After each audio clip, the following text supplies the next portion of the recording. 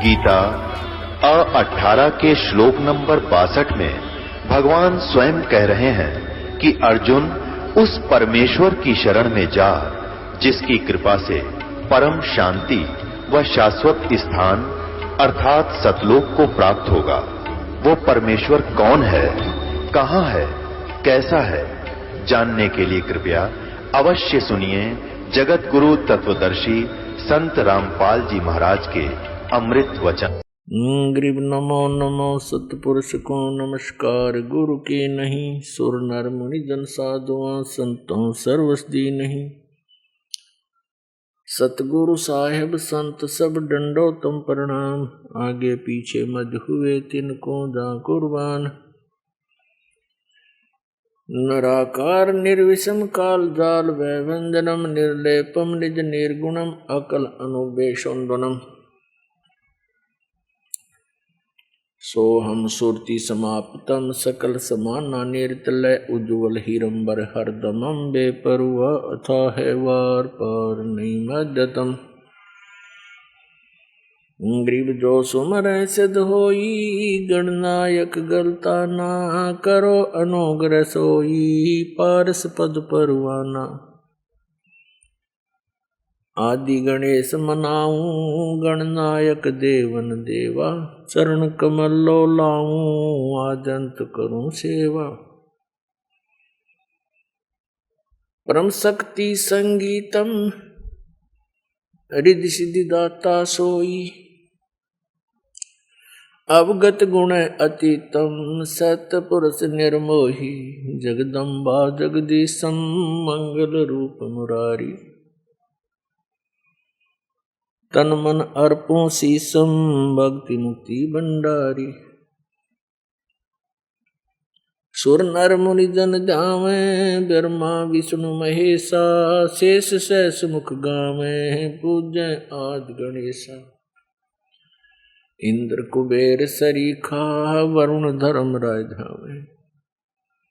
समर्थ जीवन जी का मन इच्छा फल पावे।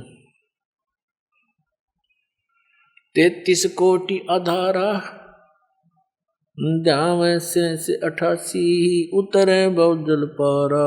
कट है यम की फांसी 33 कोटि अधारा ध्यावे से 88 उतरे बहुजल पारा। कट है यम की फांसी। कर जोरूं विनती करूं धरूं चरण पर शीस। गुरु जी राम देवानंद जी महाराज ने दियो नाम बख्शीस। कोटि कोटि सिजदा करूं कोटि कोटि प्रणाम। चरण कमल में राखियो मैं बांधी जाम गुलाम। कुत्ता हूँ गुरुदेव का रामपाल दास का नाम। गले प्रेम की जेवड़ी जाखें चोवा जाऊं। तो करो तो बावड़ू दूर दूर करो तो जाऊं। जो राखो तो ही रहूं जो देओ सो खाऊं।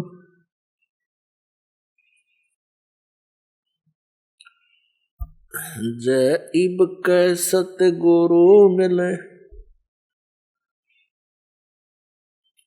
सब दुख आँखों रोए। चरणों ऊपर शीस धरूं कहूं जो कहनी हो। कबीर साईं मिलेंगे पूछेंगे कुशलात। आदि अंत की सब कहूं अपने दिल की बात। हे गुरु जी तुम ना भूलियो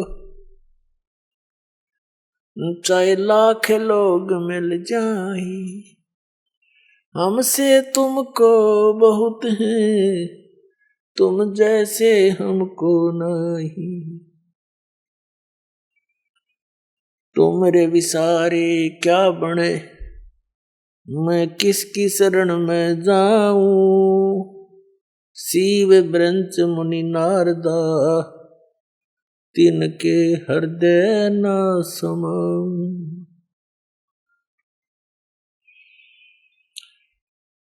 परम पिता परमात्मा पूर्ण ब्रह्म सर्वश्रेष्ठी रचनहार कवि परमेश्वर जी की असीम रजा से आप ये चंद पुण्यात्माएं उनकी महिमा सुनने के लिए उपस्थित हुए। पुण्यात्माओं, आप अभी बच्चे हो इस आध्यात्म मार्ग के, इसलिए आपको ये मालूम नहीं कि आप कितना लाभ प्राप्त कर रहे हो, आपका कितना उपकार हो रहा है। परमात्मा कबीर जी जो काशी में बनारस में दुल्हा रूप में आए थे, दानक रूप में, वो पूर्ण परमात्मा है। और आप सभी आत्माएं इस पृथ्वी पर या अन्य लोकों में, इस काल के लोकों में या अन्य स्थानों, वो सभी परमेश्वर कबीर जी की आत्मा है, उसके बच्चे हैं। और हम यहाँ पर आए, हमने बहुत बड़ी गलती करी थी, अपने परमात्मा को भूलकर उस परमात्मा से हम हृदय हटाकर और यहाँ का जो भगवान है ब्रह्म ज्योति निरंजन सरपुरुष, इस पर आसक्त हो गए। एक समय ये तपस्या कर रहा था, एक पैर पर खड़ा होकर के सतलोक में, और हम इसकी इस अदा पर कुर्बान हो गए, फिदा हो गए। क्योंकि हमें सारा सुख था वहां पर, हमारे को हमारे पिता ने सर्व सुविधा सब सुख दे रखे थे। जिस परमात्मा ने हमारी सारी सुविधा की व्यवस्था कर रखी थी, उसको छोड़कर हम केवल इसकी इस अदा पर कुर्बान हो गए, इसको चाहने लग गए हृदय से।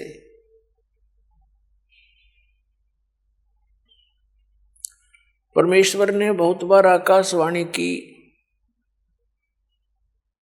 कि बच्चों, इसकी क्रिया को मत देखो, आप मस्त रहो। हम ऊपर से तो सावधान हो गए, अंदर से कसक गई नहीं।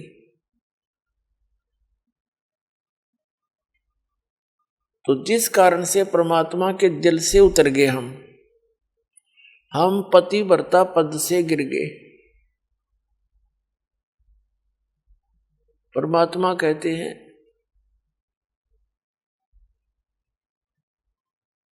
कि जो पतिव्रता पद पर नहीं है,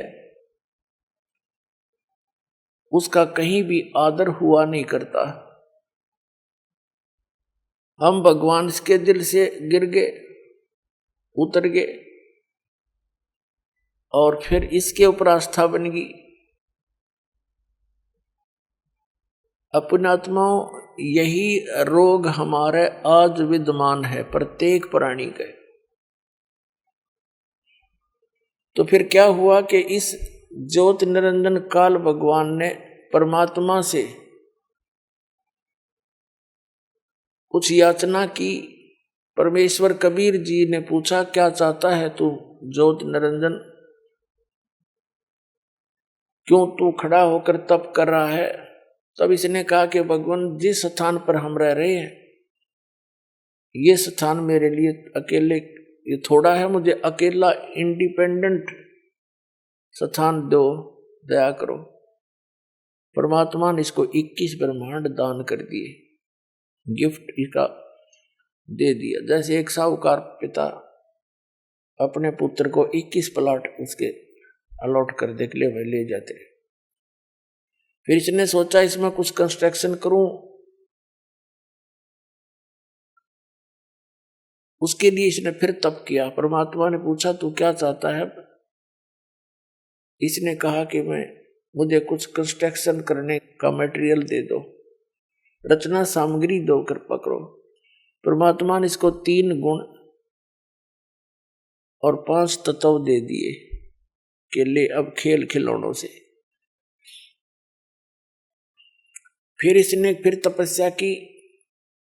इस काल भगवान ने जिसके लोक में हम यहां महाकष्ट उठा रहे, तो परमात्मा ने पूछा अब क्या चाहता है तू? इसने कहा कि मेरे को कुछ आत्मा भी दे दो, मेरा अकेले का दिल नहीं लगता है। परमेश्वर ने कहा कि ये आत्मा मेरी है, मेरे वचन से मेरी बॉडी से बाहर आई है, मेरे बच्चे हैं, इनको मैं किसी कीमत पर नहीं दे सकता। और मांग ले तेने जो मांगना है। तो इसने फिर से कहा कि दया करो, मेरा अकेले का दिल नहीं लगता। तब परमेश्वर ने कहा कबीर जी ने कि ये जी कोई सब इच्छा से जाना चाहता है तेरे साथ तो पूछ ले उनसे। अब ये फिर आप जी के पास आ गया, जहां आप रहा करते थे, सारी सुविधा थी आपको सतलोक में। सतलोक के अंदर आपके बहुत बड़े सुंदर मकान महल वो खाली पड़े हैं, और सदाबहार बाग है, वहां पर बगीचे हैं, सेब संतरे काजू किस्मस मेवा वहां सदाबहार है, बड़े बड़े मकान हैं, आगे बड़ा लॉन है, उसमें आपके एक पार्क, सबके यहाँ पार्क है एक जैसा, सेम टू सेम। और वहां पर बहुत सुंदर झूल हैं जहां तुम झूला करते थे। जो बकवादे हम यहाँ खोज रहे हैं ये तो कुछ भी नहीं है, जिनको हम सुख मानते हैं, और वहां आपके चरणों में सदा रहेंगी वो सुविधाएं। या तो मान लीजिए कोई 2 पैसे इकट्ठे हो गए किसी के पास, तो घूमने के लिए चला जाता है कुल्लू मनाली, ज्यादा से ज्यादा 2, 4, 10 दिन मुश्किल से 1 वर्ष में निकाल पाओगा, आते फिर कुल्लू में जुट जाएगा। बताओ के सैर सपट्टा हुआ खा के थोड़ी देर पार्क में गए, दिन छिप गया, बाजो वे उल्टे करने आओ, फिर टाइम मिलो तो थोड़ी बहुत देर घूमे, और वहां कोई काम में कोई नहीं, सारा दिन सुख खाओ पियो, परमात्मा की चर्चा रखो। वहां भी भजन करते हैं प्राणी, क्योंकि भजन में आनंद ही न आता है।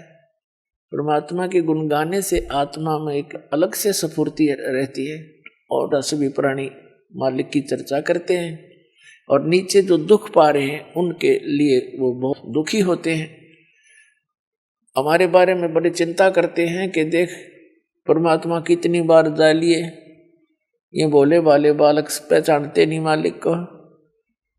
तब जो यहाँ से गए हुए मोक्ष प्राप्त प्राणी वो कहते हैं कि भाई वहां तो भूला घड़ी पड़ गई, वहां तो जुल्म कर रखा है, आंखें नहीं खुलने देता।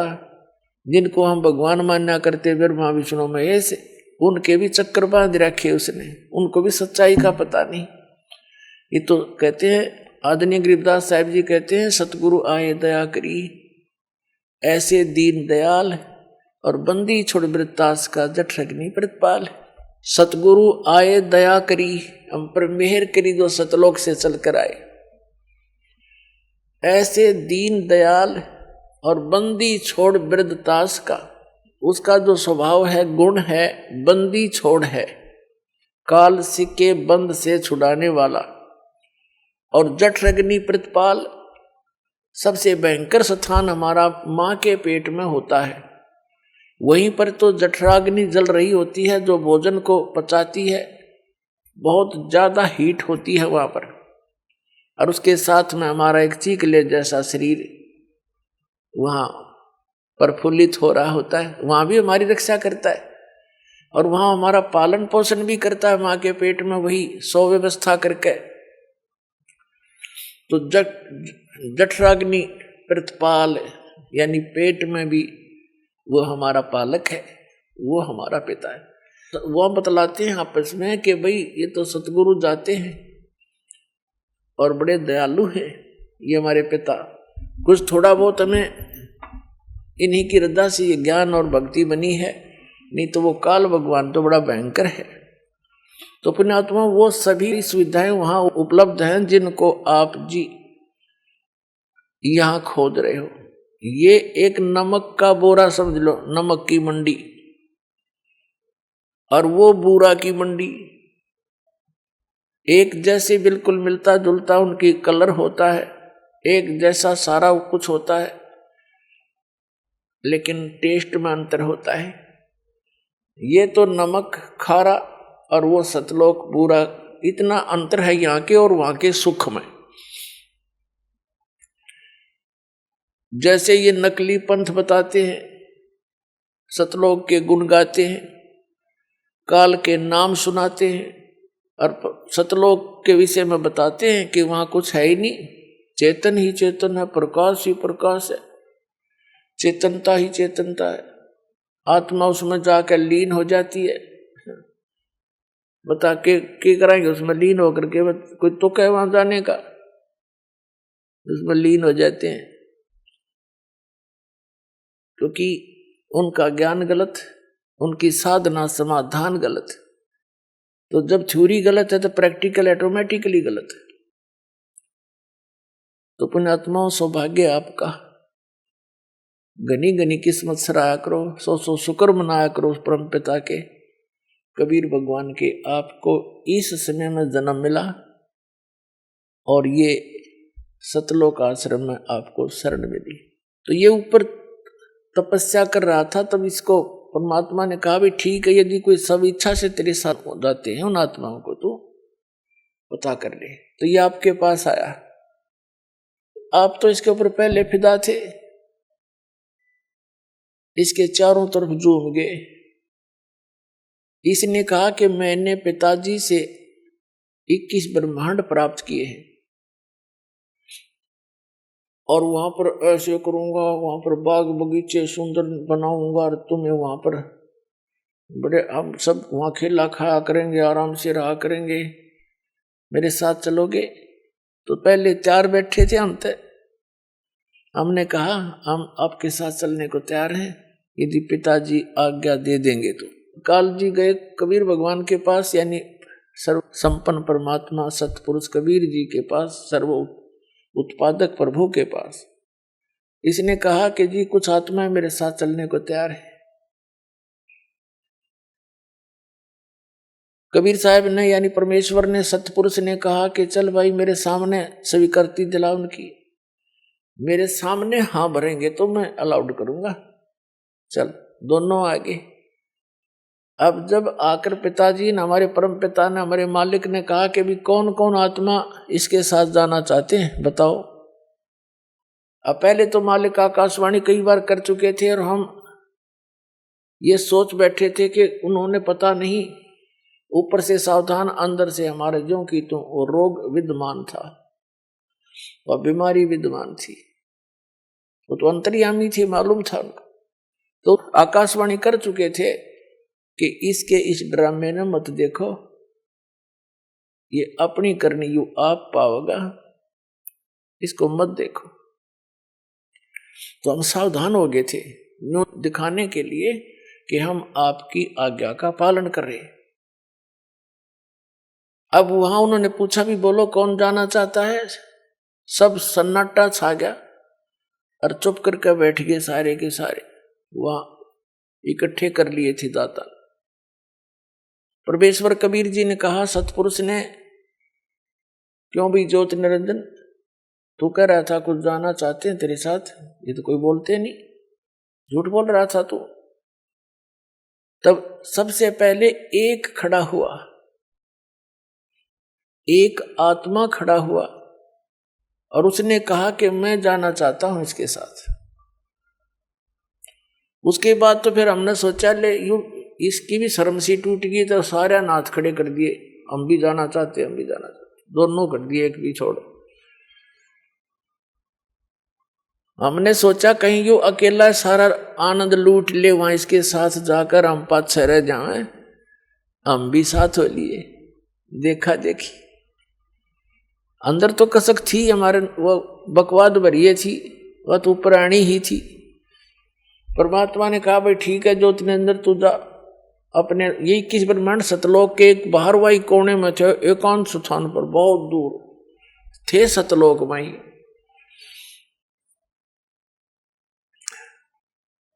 तो ये अपने लोक में आ गया, 21 ब्रह्मांड का एक लोक कहलाता है। और परमात्मा ने कहा कि मैं अपने आप भेजूंगा इनको अपने हिसाब से। हमारे को पुनः परमात्मा ने बीज रूप बना दिया सबको, और जिस आत्मा ने सबसे पहले स्वीकृति दी थी इस काल को सहयोग देने की, इसके साथ आने की, उसका परमात्मा ने कन्या बना दी, लड़की। उसके प्रजनन इंद्री नहीं लगाई थी, और खूब युवा लड़की सुंदर, और उसके अंदर परमात्मा ने हम सभी को बीज रूप में फीड कर दिया। और अपने पुत्र सहजदास से कहा कि जा सहजदास अपनी बहन को और ज्योत निरंजन के पास छोड़िया।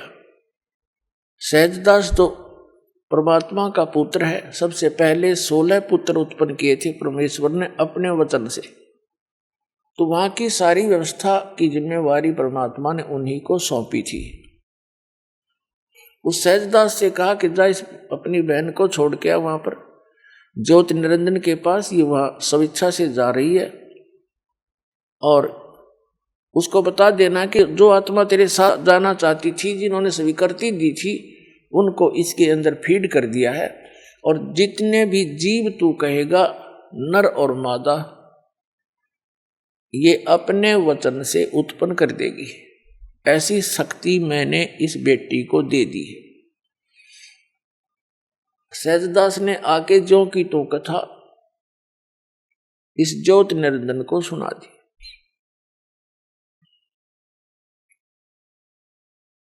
सहजदास वापस आ गया उस लड़की को वहां छोड़कर, जिसको अब दुर्गा कहते हैं,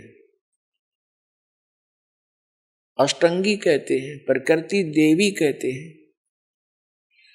जब सहजदास वहां से आ गया, ये दोनों इकट्ठे रह गए। अकेली युवा लड़की को देखकर उस ज्योत निरंजन के अंदर एक खुरापात उत्पन्न हुआ।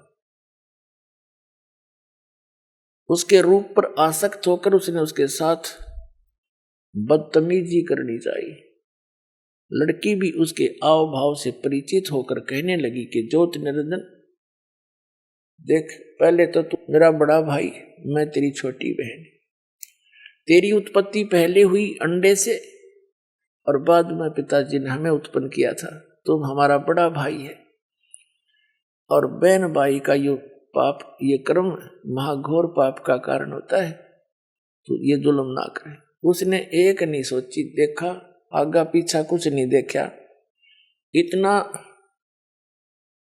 प्रभावित होगा वासनावश कि लड़की के साथ बदतमीजी करने की हद से बाहर पहुंच गया। आलिंगन बंद करना चाहा, ऐसे अभद्र तरीके से मुंह खोल के। उसको पता था कि यहां कोई आने वाला नहीं है, तो लड़की भी उसी बाप की बेटी थी, उसमें भी शक्ति थी। छोटा रूप बनाया, इसके मुख के माध्यम से पेट में पहुंच गई। अब वहां से पुकार करी कि पिताजी मेरी रक्षा करो, मेरी रक्षा करो। मेरे को काल ने अपने अंदर ग्रास लिया, मुझे कहीं स्थान नहीं मिला, इसलिए मैंने अपनी इज्जत की रक्षा के लिए इसके पेट में शरण ली है। तब परमात्मा ने अपने पुत्र जोगजीत का रूप स्वयं बनाकर और उसके पास प्रकट हो गए और कहा, ज्योत निरंजन सुन ले वचन परम पिता का। तूने इस सच्चे लोक में, सतलोक में या गलती कर दी, ऐसी गलती करने वाला व्यक्ति इस अच्छे लोक में वो गंदा व्यक्ति नहीं रह सकता। और यहां से तुम निकल जाओ दोनों के दोनों इस 21 ब्रह्मांड को लेकर। लड़की को, अष्टंगी को काल के पेट से बाहर निकाल दिया नाखूनों से चीर कर। पुणात्माओं, एक वचन शक्ति बहुत प्रबल है, इसके आगे यहाँ की साइंस कुछ भी नहीं है। वचन से और नाखून का तो एक बहाना होता है, जैसे जंतर मंत्र करते हैं कुछ, चाहे वो सींक उठा ले कोई, उसी से करते हैं, काम वो मंत्र नहीं करना होता है। तो लड़की बाहर आ गई, जैसे कहा ना पेट चाक कर दिया। तब जोगजीत रूप में खड़े परमेश्वर कबीर जी सत्यपुरुष ने कहा कि तुम दोनों यहां से निकल जाओ, और जैसा तुमने किया अब अपना फल पाओ। ज्योति निरंजन तेने जुल्म किया है कि इस सच्चे लोक में एक लड़की के ऊपर बदनीयत की है, और जिसके कारण अब तू यहां रहने योग्य नहीं है। और उसको भी कह दिया कि तूने भी इसके ऊपर आसक्ता व्यक्त की है, तू परमात्मा के जल से उतर गए हो और जाओ इसके साथ धक्के खाओ। तो इस ज्योति निरंजन ने फिर बहुत विनय करी कि मुझे यही रहने दे, बाहर ना निकाले जोगजीत, मेरी अर्ज कर दे परमात्मा से। जोगजीत ने कहा कि फाइनल फैसला है, जोगजीत रूप में परमात्मा का, और निकल जाए यहां से। 2 सेकंड लगा बस, इतने में इतना ही कहना था, ये 21 ब्रह्मांड विमान की तरह खिसक पड़े वहां से। पर जिसके एक वचन पर सारे ब्रह्मांड चल रहे हैं, कबीर परमात्मा के सतपुरुष के पूरे एक वचन से कि जाओ ऐसे ऐसे करो, ऐसे सब पदार्थों में गुण एक वचन से भर दिए, और वो अपनी क्रिया उस परमात्मा के वचन से कर रहे हैं। अब जैसे एक तोरी का बीज कैसा होता है, और उसको बीज देते हैं और उसमें क्या बन जाता है, फिर आगे क्या लगते हैं, क्या ये जादू नहीं? ये ब्रह्मांड ऐसे ही बना है परमात्मा ने, उसके वचन से ये सब पदार्थ कार्य कर रहे हैं, उनमें गुण भर दिए परमात्मा ने कि ऐसे से ऐसे तुम ऐसा होगा, ऐसा ही हो रहा है।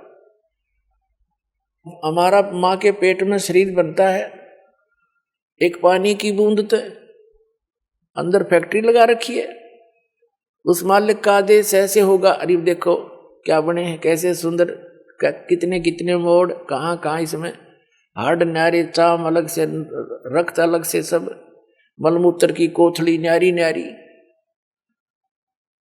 कोई ये बना के देखा साइंस वाले किसी मटेरियल से, ऐसे उस परमात्मा का ही मटेरियल है, उससे ये अनुसंधान कर लेते हैं और भूल जाते हैं भगवान को। तो सब गुण उसी के दिए हुए हैं, उनका आदेश है ऐसे ऐसे होगा, इसके बाद ऐसे होगा, वो ही हो रहा है। अब परमात्मा ने सारा कुछ बनाकर सिर में दर्द नहीं रखा, विधान बना दिया, ऐसा करेगा उसको ऐसा होगा, ऐसा करेगा उसको ऐसा फल मिलेगा, इस बीज से ये होगा, इसमें ये गुण है, सभी पदार्थ बनाकर भेज दिए। और फिर विधान बना दिया कि ये मंत्र जाप करोगे तो इस तरह लाभ होगा, ये आपकी आपत्तियां टल जाएंगी। तो उस विधान से हम परिचित नहीं थे, जिस कारण से हम दुख पा रहे थे। अब वो विधान इस दास को बता दिया परमात्मा ने, और सरेआम कहने का आदेश दे दिया।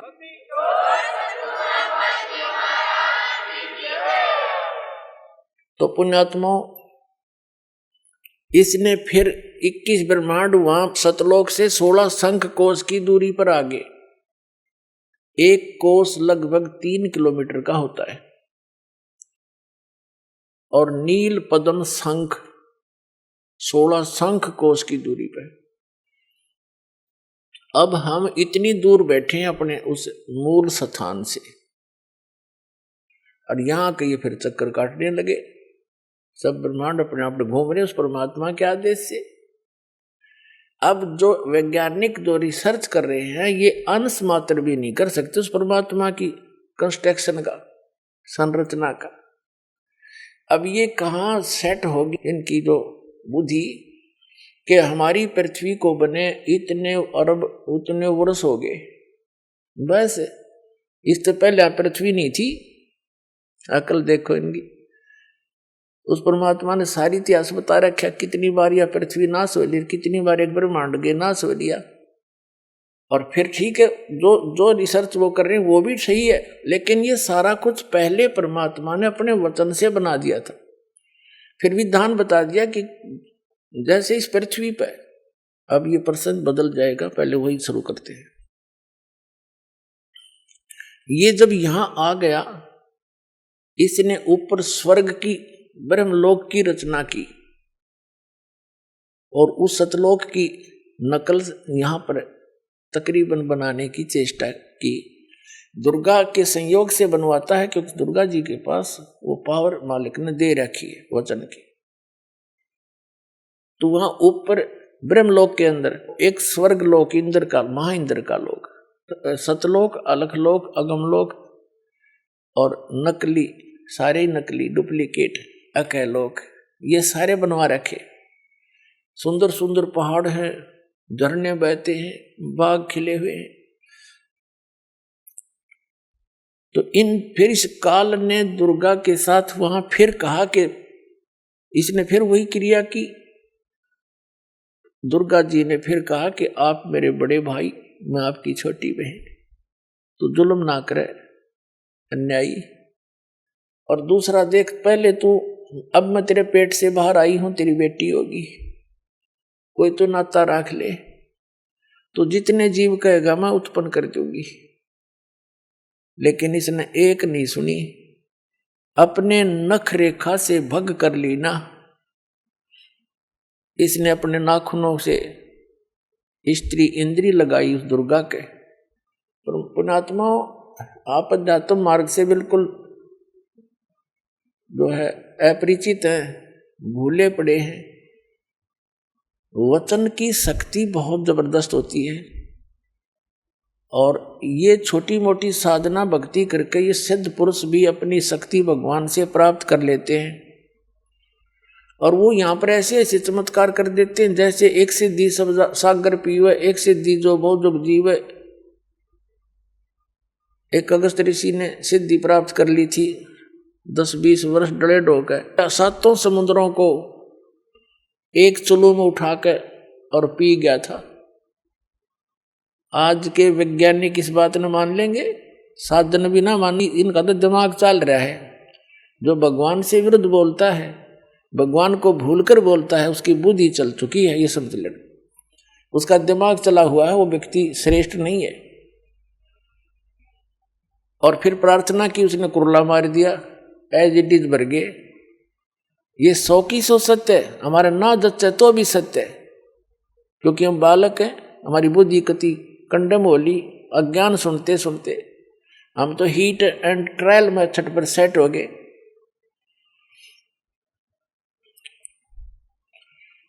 तो फिर इसने दुर्गा के साथ जबरदस्ती की। आखिर में इसने भी जान लिया कि अपने पैर पर कुआड़ा मना आप मार रखा है, और कोई चारा नहीं देखा, इसको समर्पित होना पड़ा। इसने बड़ी चतुरता कर रखी है। काल भगवान ने ब्रह्मलोक का, जो इसका अपना निज लोक है, जहां ये रहता है प्रत्येक ब्रह्मांड में, उसके सबसे ऊपर के हिस्से में बीच में बहुत बड़ा गैप दे रखा है, समुद्र भर रखे। उन किसे उधर कोई नहीं जा सकता, एक ऐसी रेखा बना रखी है शक्ति तय। इधर का प्राणी, इवन ब्रह्मा विष्णु महेश भी इसकी आज्ञा बिना उधर जा नहीं सकते। जैसे लक्ष्मण ने एक रेखा खींच दी थी कुटिया के चारों ओर, कोई भी प्राणी उसके अंदर नहीं आ सका था। तो ये तो एक आम व्यक्ति साधारण से सिद्ध पिछले भक्ति वाले प्राणी ही कर देते हैं, और वो तो इनका बाप है, बहुत बड़ी शक्ति है इसके अंदर। तो वहां पर इसने 3 स्थान बना रखे हैं काल भगवान ने। एक रजोगुण प्रधान अक्षेत्र, एक सतोगुण प्रधान अक्षेत्र, और एक तमोगुण प्रधान अक्षेत्र। जैसे किसी मकान में 3 कक्ष हों, एक कमरे में अश्लील चित्र लगे हों, और दूसरे में साधु संत फकीरों के, महापुरुषों के चित्र लगे हों, उनके इतिहास लिखे हों, और तीसरे में इन शहीदों के, सूरवीरों के चित्र लगे हों। तो जब व्यक्ति उस अश्लील चित्र लगे हुए कक्ष में प्रवेश करेगा, उसका आव भाव वैसा ही हो जाएगा, उसकी मेंटलिटी वैसी ही हो जाएगी। तो जब जिसमें साधु संत फकीरों महापुरुषों के फोटो लगे हों, चित्र लगे हों, स्वरूप लगे हों, वहां जाएगा तो ऐसा ही भाव बन जाएगा। उनके इतिहास को याद करके, उनकी जीवनी को याद करके, उनके उपदेशों को याद करके। इसी प्रकार तीसरे कक्ष में जब जाएगा, शहीदों और शूरवीरों के जो चित्र लगे हुए होते हैं, बहादुरों के, तो वहां जाकर उसके स्वभाव वैसा ही हो जाएगा। ऐसे उसके मन में प्रेरणा होगी, इसने ऐसा कर दिया था, ऐसा करना चाहिए, बड़े महान थे। और आप भी उसी तरह की गतिविधि अंदर अपने आप पनप जाती है। और जब तक वहां रहता उसका वैसा ही भाव बना रहता है। इसने ये चतुरता करके क्या किया कि जो रजोगुण प्रधान क्षेत्र है उसमें इसने अपने 5 मुख बनाए काल भगवान ने, और दुर्गा को सावित्री जैसा रूप बनाया। इनका ये दोनों वहां रहे रजोगुण प्रधान क्षेत्र में, और इनके संयोग से वहां जो संतान उत्पन्न हुई वो प्रथम पुत्र ब्रह्मा नाम रखा उन्हें कि इसको हमने नीचे छोड़ना है, और ये ब्रह्मा को आओगा कहलाओगा कि वहां की सृष्टि रचयिता। और उसमें क्या हो गया कि उसके अंदर वो रजोगुणी पैदा हो गया, उसके अंदर रजोगुण हो गया कंप्लीट, सबसे अधिक, इतना जबरदस्त। और फिर जब वो दूसरे क्षेत्र में गए, सतोगुण प्रधान क्षेत्र में, तब इसने विष्णु जैसा रूप बना लिया, जैसे हम विष्णु जी का रूप देखते, और दुर्गा का रूप बना लिया लक्ष्मी जैसा। इन दोनों के संयोग से जो पुत्र उत्पन्न हुआ सतोगुण प्रधान क्षेत्र में, उसका नाम विष्णु रख दिया, और वो सतोगुण युक्त हो गया। तीसरा स्थान इसने बनाया वो तमोगुण प्रधान, उसमें इसने अपने पुत्र, जैसे आप देखते हो शिव ऐसा रूप बनाया, और दुर्गा को पार्वती जैसा रूप बनाकर वहां रहे। वहां जो इनके संयोग से पुत्र उत्पन्न हुआ वो तमोगुणी हो गया, शंकर भगवान कहें जिसको शिव जी कहते हैं। अपने आत्मा जैसे मिर्च है, मिर्च, और मिर्च का छौंक लगा, मिर्च के अंदर गुण है कि मुंह फूके, इसने मिर्च कह ले चाहे मुंह फूकनी कह ले, सीधी सी बात, का गुण है इसके अंदर। तो इन ब्रह्मा कह ले चाहे रजोगुण कह ले, विष्णु कहो चाहे सतोगुण कहो, शिव कहो चाहे तमोगुण कहो। और हमारे सदग्रंथ भी बताते हैं कि यही 3 देवता हैं और यही 3 गुण हैं, और ये स्वयं स्वीकार करते हैं, अपनी दुर्गा माता से कहते हैं कि आप हमारे ऊपर इतनी दया दिखाते हो, फिर आपने मुझे तो तमोगुण बना दिया, क्यों बना दिया? इनको मालूम है हमारे अंदर से क्या क्या प्रेरणा हो रही है और क्या क्या अप्रभाव कर रही है। अब क्या होता है कि जैसे मिर्च है, इसने मिर्च कहो चाहे मुंह फूकनी कह लो, मुंह जलाने वाली, तो इसके अंदर गुण है, तो ये कंप्लीट सारा कुछ, वो गुण कहो चाहे मिर्च कहो, वो न्यू का न्यू है। उसका छौंक लगता है रसोई में, और छींक आती है तीसरे कमरे में बैठे आदमियों ने, मूल वस्तु रसोई में, उसके गुण ने प्रभाव डाल दिया तीसरे कक्ष में, जो कि वहां 50 फुट की दूरी पर था। अब इसका कारण क्या है कि उसके गुण ने वहां जाकर दबाव दिया, और उन्हें छींक आई, उसके बस की बात नहीं छींक रोक ले कोई।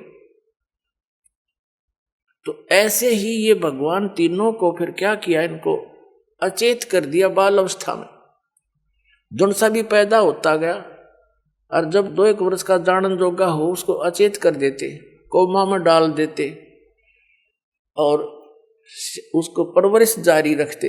जैसे देखा है कि व्यक्ति कह रहा था कि हमारे रिश्तेदार का एक लड़का इकलौता पुत्र कोमा में जा रहा है और 10 वर्ष से कोमा के अंदर है और नली से उसमें दूध डाल देते हैं, दलिया डाल देते हैं और टट्टी पेशाब खूब ठीक करता रहता, उठा उठा कर डाल देते, नवाते हैं। तो ऐसे ये इनकी परवरिश करी, इनको अचेत रखा ताकि कहीं इनको पता ना चल जाए मेरे जाड़ का। काल कहता है। तो जब ये युवा हुए, विष्णु जी को लिटा दिया, क्योंकि इसने रचना पहले कर ली थी। विष्णु जी को लेटा दिया एक शेष नाग की सैया पे और उसके नाभि से कमल ऊपर भेज दिया। अब ये पता नहीं क्या कर दे, जादू जंत्र टाइप की ये सिद्धि होती है। उसके ऊपर विष्णु तो बेहोश पड़े हैं, अचेत है, उसकी नाभि से कमल निकल गया। वो जाकर ऊपर दूर स्थान पे उस पर ब्रह्मा जी को सचेत कर दिया। कैलाश पर्वत पर शंकर जी रखे हुए थे कोमा में, वहां उसको सचेत कर दिया। ये तीनों फिर सचेत कर दिए तो ये न देखा, इधर उधर देखा, कुछ भी नहीं दिखा। ब्रह्मा जी खुद कहते हैं मुझे नहीं मालूम है कहां से उत्पन्न हो गया, मेरा जनक कौन है, मैं कमल के फूल पर पाया अपने आप को। उस कमल से नीचे उतरा तो विष्णु बेहोश पड़ा, अचेत था। मधु और कैटब नाम के 2 राक्षस ब्रह्मा जी के पीछे पड़ रहे थे। फिर विष्णु जी के अंदर से एक युवती निकली, क्योंकि ये दुर्गा इनमें भूतनी की तरह प्रवेश थी, अन्य रूप बना के। जैसे किसी में प्रेत प्रवेश कर जाता है, बेहोश हो जाता है, और आकाश में विराज के अपना रूप धारण कर लिया। तब तीनों इकट्ठे कर दिए और तीनों को अलग अलग स्थानों पर इनकी 3 राजधानियां बना दी, एक शिव का लोक, ब्रह्मा का लोक, विष्णु जी का लोक। ये वहां रहते हैं अलग अलग। फिर इन तीनों का विवाह कर दिया। अपने वचन से 3 पुत्रियां बनाई, अपने ही वचन से 3 लड़कियां बनाई इसने, सावित्री, लक्ष्मी और पार्वती नाम रख दिया। सावित्री का विवाह कर दिया ब्रह्मा जी से, लक्ष्मी का विवाह कर दिया विष्णु जी से और उमा का विवाह कर दिया शिव जी से। और तीनों को अलग अलग राजधानी दे दी और कहा जाओ तुम अपना अपना काम करो। ब्रह्मा से सृष्टि होगी, विष्णु से सतिथि और शंकर संहार कराया करेगा। बताइए क्या मतलब हुआ? एक तो पैदा करे, एक पाल दे, एक मारे। यह बड़ी सतिथि थारा व्यवस्था हुई। इसलिए इस काल को श्राप लगा था। वहां पर परमात्मा ने कहा था जोगजीत रूप में कि आज के बाद तेरा नाम काल होगा। तेने लड़की के साथ जुल्म करने की चेष्टा की और 1 लाख मानव शरीरधारी प्राणियों के शरीरों का तो नित आहार करेगा, सूक्ष्म शरीरों का, और निकल जाए यहां से। तो इसको वो अपनी गलती से इसका बीमारी लग गई, उसके लिए इसने हमें यहां मनुष्य रूप दिया। ना मनुष्य रूप भी ना देता है, मनुष्य शरीर देता ही नहीं। इसको पता ये भी डर है कि मनुष्य शरीर के अंदर ये भगवान को पहचान सकते हैं, इसलिए इसने नकली संतों को की भरमार कर रखी है। गली गली में, गांव गांव में भेज दिए मिसगाइड करने वाले। भक्ति करें तो गलत करें, आस्था भगवान से खत्म हो जाए इनकी। ये चाह में नहीं कोई बताने भी आवे तो भगवान की बात सुने नहीं। कलयुग में विशेषकर इसको भय ज्यादा रहता है, क्योंकि इसने वायदा किया था परमात्मा से कि कलयुग में आप कितने ही प्राणी ले जाना, सतयुग त्रेता द्वापर में कम जीवों को पार करना। जब परमात्मा यहां आए थे जोगजीत रूप बनाकर अपने पुत्र का सर्वप्रथम। अब आप देखते हो पूरा चीन नास्तिक हो गया। वो पहले बड़े डिवोटी थे, महात्मा बुद्ध के चेले थे उनके पूर्वज। महात्मा बुद्ध इस काल की फटपेड़ में था, उसको भी काल की फेंट लगी थी। बड़ी पुण्यात्मा था, स्वर्ग से सीधा जन्म मनुष्य का हुआ था, तो जो स्वर्ग से सीधा मानो जीवन प्राप्त कर लेता है एक व्यक्ति, कोई बहुत ही पुण्यकर्मी प्राणी होते हैं, लाखों में एक, करोड़ों में एक, तो वो राजा के घर भी जन्म ले लेता है। राजकाज भी उसको अच्छा नहीं लगता, क्योंकि जिस स्वर्ग का उसको आभास है, जिस सुख का, वो वहां नहीं है। राज भी त्याग देते हैं, हठ योग करते हैं, मनमुखी साधनाएं करते हैं, उनकी पिछले जन्म की भक्ति फिर भी साथ रहती है, जिस कारण से फिर वो वक्ता बन जाते हैं, अच्छा उपदेशी बन जाते हैं। जनता उनको एक अच्छा व्यक्ति, महापुरुष जानकर उनके पीछे लग जाती। तो महात्मा बुद्ध जी के द्वारा बताई गई जो साधनाओं से, पहले जो महात्मा बुद्ध से नाम लिया, उपदेशी बने, शिष्य बने, वो पुण्यात्मा थे। वो व्यक्ति सारे उस समय अपने सभी पृथ्वी पर तकरीबन, और उनके कार्य अपने आप सरा करते थे, उनके प्रारब्ध के ही कर्म प्रफुल्लित होया करते थे, कोई विशेष कष्ट नहीं था उनको, अच्छी आत्माएं थी। तो वो ये सोचा करते थे महात्मा बुद्ध के द्वारा दिए गई साधना से हमें लाभ हो रहा है, आगे चल के कर्महीन प्राणी होते चले गए कलयुग में, पिछले पुण्य साथ रहे नहीं, जिस कारण से उन्हीं साधनाओं को करते करते उस पूरे चीन में किसी को लाभ नहीं हुआ, सब ने लाभ होना बंद हो गया। तो सब नास्तिक हो गए कि कोई भगवान नहीं कहीं पर, छोड़ो इसको, फंड है ये। और काल ये चाव है कि नास्तिक हो जा, अब वहां कोई जिक्र करो भगवान का, चर्चा भी ना चालन दे, ऐसे बना दिए वहां पर। अपने आत्मा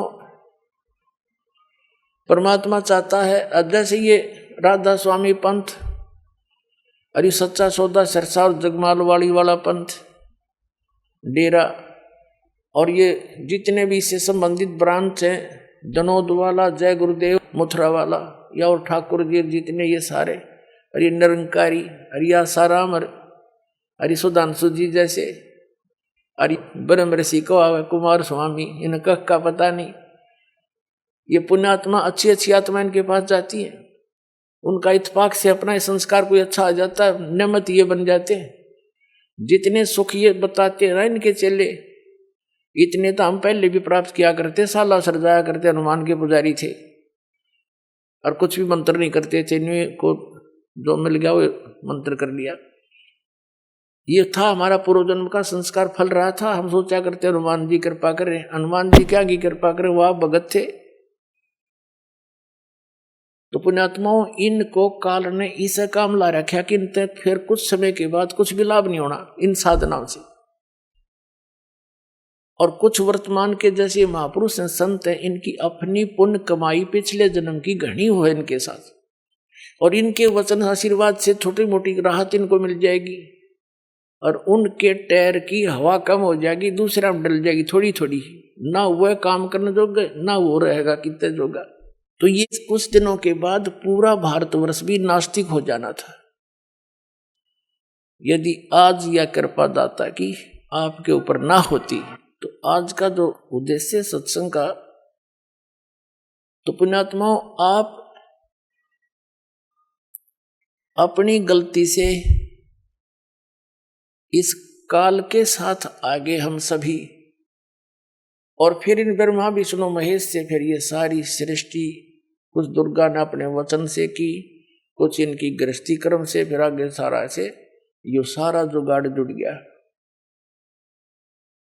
अब इसने बुला दिया भगवान को, ये स्वयं भी गुप्त रहता है, इसने कसम खा रखी है, प्रतिज्ञा कर रखी है दुर्गा से कि मैं कभी किसी के समक्ष नहीं आऊंगा, और मेरा भेद मत बता दिए, ना तेरी खैर नहीं है। यह इससे बहुत डरती है, क्योंकि इसका कोई और संरक्षक रहा नहीं, अपने पिता ने छोड़ के हम सारे आगे, तो हमारा कोई वाली वारस नहीं है। ये हमारे साथ कुछ भी करे, कितना ही कष्ट दे, ये खुद बन बैठा है यहाँ का संचालक। अब क्या क्या हो रहा है आपके साथ आपको पता नहीं, आपने ये एक परंपरा मान ली, विधान मान लिया कि ऐसा सभी के साथ हो रहा है तो होएगा। वो तो बात ठीक है, होगा तो होएगा, ना मानोगे तो भी होएगा। तो अभी तक तो ज्ञान नहीं था कि इसका कोई समाधान भी है, अब पक्का ज्ञान हो गया हमें कि इसका 100% समाधान है, बहुत आसान है। वो कैसे है? इस दास के पास आओ, चाहे पूरा विश्व आ जाए, और ये सत्य ज्ञान प्राप्त करो। आपके बच्चों को भी इस मार्ग से जोड़ो। यदि आप पिता हो, माता पिता अपने बच्चों के लिए अपना सारा जीवन न्यौछावर कर देते हैं उनको सुखी देखने के लिए।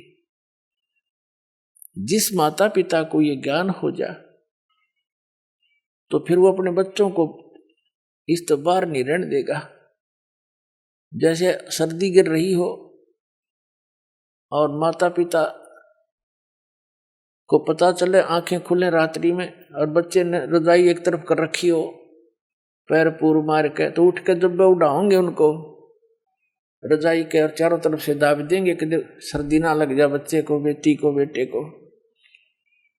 तो पुण्यात्मा, जिस माता पिता ने दीक्षा ले ली उसने तो रजाई ओढ़ ली, काल की सर्दी लग गए को ना, उस पर तो दुख का असर हो नहीं। और बच्चे बगैर रजाई के बैठे और उसी सर्दी में उसे घोर स्थान पर, भयंकर स्थान पर। तो अगर जिस दिन आपको ज्ञान होगा अपने बच्चा ने भी रजाई उड़ाओगे, चाहे अपनी भी उतार के उड़ानी पड़ जाए, तो अपनी उतार के उड़ाने में भी कोई समझदारी नहीं, आप नमूनिया हो जाएगा। लेकिन बच्चों को भी रजाई की व्यवस्था अवश्य करेगा। तो यही आपसे प्रार्थना है कि अपने बच्चों को, ये बहुत पुण्यकर्मी प्राणी आपके घर में जन्म लेने लग रहे हैं। अब ये जितनी भी आत्मा आपके घर पाएंगे उपदेश के बाद, उपदेश से पहले भी आई है, वो भी अच्छी आत्माएं हैं क्योंकि मानव शरीर मिला है। और उनको भी और आने वाली अन्य संतान को इस परमात्मा की रजाई में जरूर लपेट लेना, इसे बाहर ना रहना। फिर आप जब यहां से जाओगे,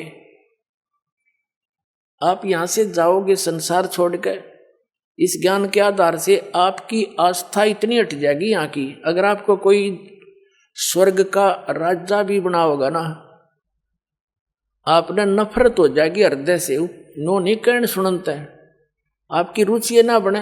ये ज्ञान ऐसा दे देगा दास जो परमात्मा ने दे रखा, और सच्चाई के आधार से ये अपने नरक दिखाई देगा यहाँ का राष्ट्रपति प्रधानमंत्री, ताकि वो अपने कर्म फोड़े कति, दूसरा काम नहीं सारा दिन। और फिर आज तो प्रधानमंत्री राष्ट्रपति और कल न पशु बन खड़ा हुआ। यहाँ तो हम इसकी स्टैच्यू लगा करके, मूर्ति बना करके फूल मालाएं डालते रहते हैं, और बगैर भक्ति के वो गधा बन के सैर सपट्टे कर रहा को मार के यहाँ। तो ये काय की महिमा है। इसलिए परमात्मा कहते हैं, मन तू सुख के सागर बस रे और नहीं ऐसा यश रे। और ऐसी महिमा यहाँ कुछ भी नहीं है। महिमा चावे है तो वहां बस जा, बस सतलोक चला जा, सीधी सी बात है। उसके जाने का फाइनल फार्मूला, कंप्लीट कोर्स दास के पास दे दिया परमात्मा ने।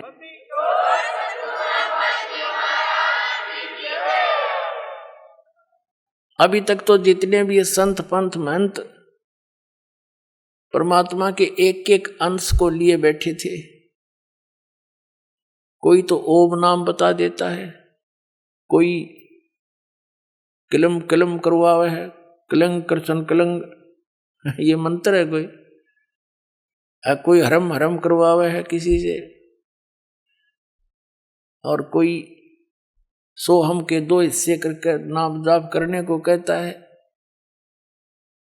कोई गायत्री मंत्र पर आश्रित किया हुआ है, कोई विष्णु जी को भगवान बतावे, कोई श्री कृष्ण जी को, कोई राम को, और कोई ब्रह्मा को, कोई ब्रह्म को। तो पुण्यात्माओं, हमें ज्ञान ना होने से हम अपने अपने उस परमात्मा के अंश को कंप्लीट गॉड मान रहे थे। जैसे एक समय 5 अंधे जा रहे थे, उनको पता चला कि गांव में हाथी आया है। पहले गांव में हाथी आ जाता तो बहुत बड़ी बात होया करती, सारे देखने आ जाते, इकट्ठे हो जाते, टोल के झुंड आते थे। अंधों ने पता लगा कि भाई हाथी आया गांव में, हम भी देख के आएंगे। एक आंखों वाले से कहा भी हमने एक बार हाथी के पास छोड़ दिया, क्या करोगे तुम सूरदास हो, क्या हाथी देखेंगे? वो कहने लगे हाथी कैसे देखोगे तुम, दिखता तो है नहीं। उन्होंने कहा हमारे हाथ आंखों का काम करते हैं, हम हाथ लगा लगा के देख लेंगे। उसने जाके हाथी के पास छोड़ दिया, चारों दूर दूर नारे नारे बिखर गए वो हाथी के चारों तरफ। एक तो नीचे के पैरों को देख रहा है, ऐसे हाथ फेरे और ऊपर हाथ हट जाए, नीचे ना जा, नीचे धरती हट जाए। उसने फाइनल कर लिया कि यो जो थाम सा है, थाम पिलर जैसा गोल गोल, यो है हाथी। दूसरे ने पेट के नीचे का हाथ फेर लिया, उसने सोचा यो है हाथी। और तीसरे ने सूंड के ऊपर का हाथ फेर लिया, उसने सोचा पाइप कैसा होता हाथी, उसने इतना ही फाइनल कर लिया। एक ने पूछड़ उसकी दूम के ऊपर हाथ उठा गया उसका, उसने उतने तो अपना एक्सपीरियंस कर लिया कि बस इतना हुआ हाथी पट्टे जैसा। तीसरे ने कान्ना का हाथ लग गया, उसने फाइनल कर लिया हाथी ऐसा होता है। वापस आ रहे थे, किसी ने पूछा सूरदासो कहाँ गए थे? हाथी देख का यहाँ भाई। हाथी तुमने कैसे देखा? देख लिया। तन्ने के ठेका पूछ ले, नारा नारा बता देंगे। वो कहने लगा बताओ भाई हाथी कैसा है? जिसने उसके पैरों का अनुभव किया था उसने कहा हाथी होता भाई थांब कैसा, पिलर जैसा, गोल गोल। दूसरा बोला भाई इसने नहीं बेरा सच्ची बात का, मैं बताता हूं, हाथी होता पाइप कैसा, उन्हें सूंड का अनुभव था। तीसरा कहता भाई इसने नहीं पता हाथी होता पट्टे कैसा, उसने पूछड़ का अनुभव कर रखा था। चौथा कहता भाई ये सारे झूठ बोले, हाथी होता पाइप कैसा, उसने सूंड ठहरा था, वो सूंड के अनुभव किया बैठा था। अब चौथा कहता हाथी होता भाई छाछ कैसा। पांचवा कहने लगा ना हाथी होता बेटोड़ा कैसा। जैसे हमारे यहाँ हरियाणा में पशुओं के गोबर के उपले पाछारे गोसे और उनका स्टॉक कर देते हैं बाहर, आगे सारा वर्ष उसको प्रयोग करने के लिए सूखा सुखूक है, और एक ऊंचा सा ढेर लगा देते हैं। अच्छा, और उसको गोबर से ही प्लास्टर कर देते हैं, अच्छी तरह लीप देते हैं उसको गोबर से ही, ताकि वर्षा अंदर ना जावे। तो ऐसे हाथ फेरा तो ऐसा ही उसका खरदरापना जैसा बटोड़े का होता है गोबर के प्लास्टर का, ऐसा हाथी का शरीर था नीचे के। वो ने बोला हाथी होता है बटोड़े कैसा। तो उस आंखों वाले ने बताया भाई ये सारा मिला का हाथी बनता है, तुम्हें आंख को नहीं तुम्हारा, इसलिए तुम अपनी अपनी बात पर दृढ़ हुए बैठे हो। तो पुण्यात्माओं आज तक जो भगवान का ज्ञान था वो आंशिक था, भक्ति भगवान की जो साधनाएं थी वो आंशिक थी। अब ये कंप्लीट हाथी दिखा दिया दास ने।